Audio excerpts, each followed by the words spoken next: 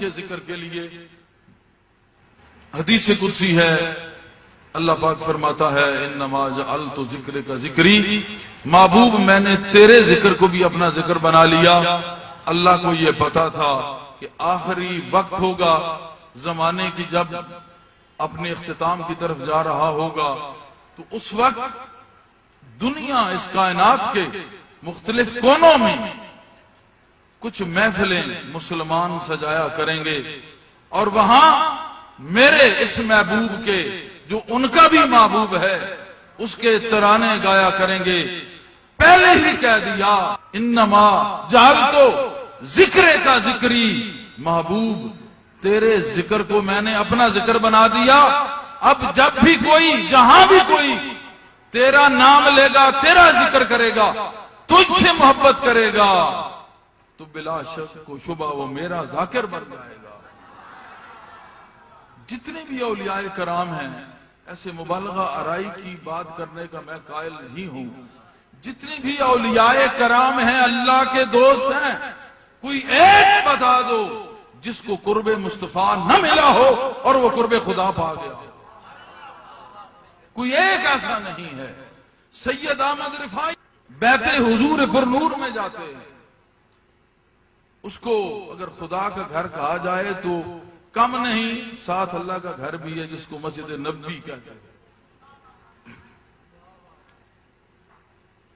تخصیص رکھنی پڑتی ہے اس میں، ضرور حفظ مراتب کا خیال ہوتا ہے، مگر اس جگہ پہ جب سید احمد رفاعی پہنچتے ہیں، جالیے اطہر کے سامنے کھڑے ہو کر جب وہ کہتے ہیں السلام علیکہ ایھا النبی الصلاۃ والسلام علیکہ یا حبیب اللہ، اپنے جس بھی ادا میں، جس بھی انداز میں جب وہ کہتے ہیں، حضور انور کا دست اقدس باہر آتا ہے، آپ کے ساتھ 500 اور آدمی ہوتے ہیں، آپ ہوتے ہیں، آپ چومتے ہیں اور ساتھ سلام بھی پڑھتے ہیں۔ مولانا زکریا صاحب فضائل درود شریف میں اس واقعے کو رقم کرتے ہیں کہ جب وہ گزرے تو سلام پڑھا، حضور کی بارگاہ میں پہنچے تو آئزانہ طور پہ سلام کا نذرانہ پیش کیا۔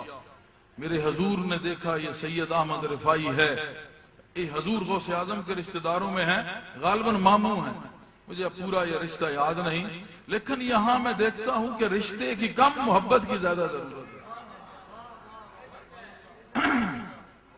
تو مولانا زکریا صاحب لکھتے ہیں کہ ان کا ہاتھ باہر آیا اور انہوں نے چوما، 500 اور بندوں نے چوما، ساتھ 555 ہجری کا اس کی سن بھی لکھی ہے۔ ایسا کیوں ہے؟ احمد رفاعی اللہ کا ولی تھا، پہلے فنا پھر رسول تھا، بعد میں فنا باللہ۔ تو جب تک قرب مصطفیٰ حاصل نہ ہو، دنیا کی کوئی طاقت اپنے مرز وجود میں آ ہی نہیں سکتی۔ ولایت ایک طاقت کا نام ہے۔ جب اللہ کی اتنی عبادت کی، اتنے اس کے آگے سجدہ ریز ہوئے کہ سر سجدے میں جھکا، سب سے اعلیٰ مقام بندگی ہے۔ سجدہ عشق اسی سجدے سے ادا ہوتا ہے۔ عشق الہی میں یوں مست و محو ہوئے کہ اللہ کی بارگاہ کی طرف طلب میں اور اضافہ چلا ہوتا گیا۔ قرآن کو دیکھا، قرآن نے کہہ دیا فَاتَّبِعُونِی یُحْبِبْکُمُ اللہ، جا میرے آگے تیرا سجدہ قبول ہو گیا، اب اٹھ اس سجدے سے میرے محبوب کے نقش پا کو چومتا چلا جا۔ جو تو اتباع رسول میں تجھے تکمیل ہوگی، اتنا اتنا تیری میرے طرف تیرا قدم بڑھتا جائے گا۔ یا اللہ، عجیب معاملہ ہے کہ چاہتے تجھ کو ہے، مدد بھی تجھ سے مانگتے ہیں۔ ایاک نعبد و ایاک نستعین، عبادت بھی تیری ہے، مدد بھی تیری ہے۔ اس نے کہا عبادت اور مدد کے بعد مانگتے کیا ہو؟ آگے نہیں پڑھا کہ ہمیں سیدھا راستہ دکھا، تو راستہ اگر سیدھا رسول نہیں اس دنیا میں تو اور ہے کون؟ کیا ہاں اس نے مدد اور نصرت ان کے لیے ہے جو سیدھا راستہ مانگتے ہیں۔ الحمدللہ رب العالمین الرحمن الرحیم مالک یوم الدین ایاک نعبد و ایاک نستعین۔ یہاں تک معاملہ آنے کے بعد جس کا اتنا کامل یقین ہو گیا، مومن قرار پا گیا، اس کے بعد امر ہوا کہ مدد اور نصرت اور عبادت ان تمام چیزوں کی مقصدیت ایک راستہ ہے۔ یا اللہ وہ راستہ کون ہے؟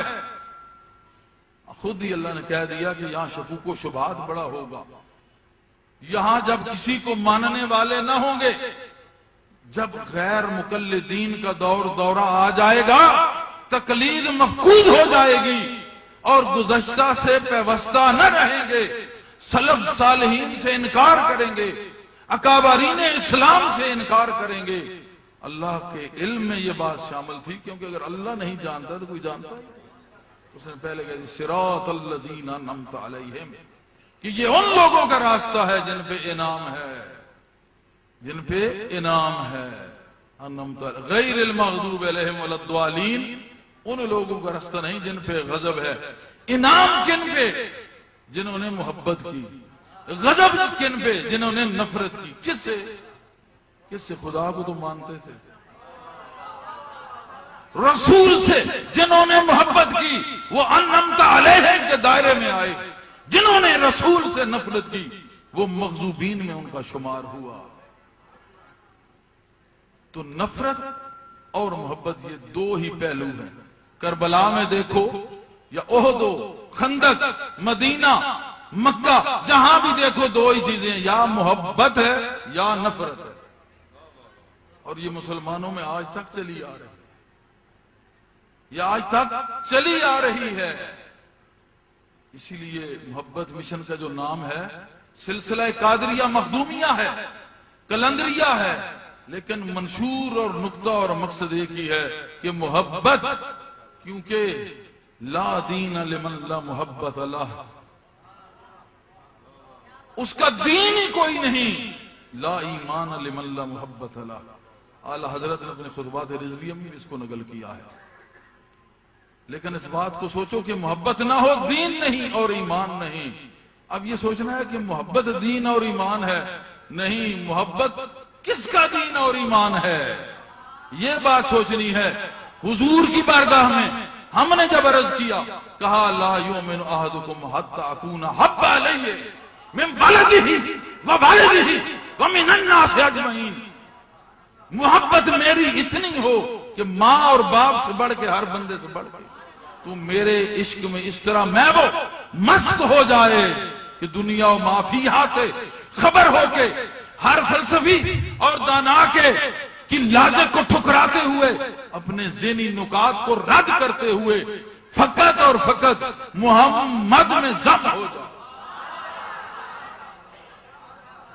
اہدنا الصراط المستقیم، راستہ سیدھا تو محبت تھی اور محبت رسول تھی، ہم نے اپنے راستے الگ جدا کر لیے، یہ ہماری غلطی ہے۔ یاد رکھ، اگر تو محبت محمد کا راستہ علیہ السلام آپ کا راستہ ترک کرے گا تو پھر نفرتوں کے انبار تیرے منہ پہ دے مارے جائیں گے، پھر تو مغضوبین میں ہے۔ عقل میں ابو جہل بڑا تھا، محمد کو نہیں پہچانا، کہا یہ جاہلوں کا باپ ہے۔ تو یہاں پہ آ کے نتھارا ہوتا ہے، ایک ڈیفرنس، ایک جو فرق ہے وہ واضح ہوتا ہے کہ عقل کس کو کہتے ہیں؟ جو میرے حضور کو پہچان گیا عقل اس کی ہے، جو پہچان سے قاصر رہا عقل اس کی نہیں ہے۔ کیونکہ حضور کی محبت کی یہ محفل ہے تو اس بات کو سمجھنا ضروری ہے۔ میں روزانہ یہی کہہ رہا ہوں، اس وقت اگر ضرورت ہے مسلمانوں کے اتحاد کی تو اتحاد فقط ایک لفظ میں ہو سکتا ہے، وہ محبت ہے۔ دشمنوں نے تمہیں مختلف فرقوں میں بانٹ کے تمہارا بیڑا غرق کر رکھا ہے، اس چیز کو سمجھو، ساری چیزیں چھوڑ دو، حضور کی اس حدیث پہ آ جاؤ کہ ماں باپ اور تمام لوگوں سے بڑھ کے اگر حضور کو چاہا جائے تو مسلک درست ہو جاتا ہے۔ جس مسلک میں اتنی چاہت نہ ہے وہ اپنے آپ کا قبلہ درست کرے۔ نہ کسی کو ہم کافر سمجھتے ہیں نہ کہتے ہیں، ایسے کافر کوئی نہیں ہوتا۔ یہ الگ بات ہے کہ اپنے گھر کو بھولے ہوئے ہیں، چونکہ یہ بات گھر والوں کی تھی، جب در والوں سے پہنچی معاملہ غلط ہو گیا۔ اگر گھر والوں کو پکڑتے تو بات اور تھی۔ یہاں کسی مولوی کو تکلیف ہو تو 100 بار ہو، تو ہے عین نور تیرا سب بھرا ومن مات علی حب آل محمد مات شہیدا ومن مات علی بغض آل محمد مات کافرا۔ تفسیر روح البیان نے بھی اس کو نقل کیا، اور صاحب نظر اس کو پڑھتے ہیں، صاحب علم غور کرتے ہیں، جن کا علم نافع ہے وہ اس حدیث کو چومتے بھی ہیں، سلام بھی کرتے ہیں۔ حب آل محمد، حب محمد و آل محمد و اصحاب محمد و اولیاء محمد، یہ سب حب محمد ہے صلی اللہ علیہ وآلہ وصحبہ وبارک وسلم کثیرن کثیرن کثیرن۔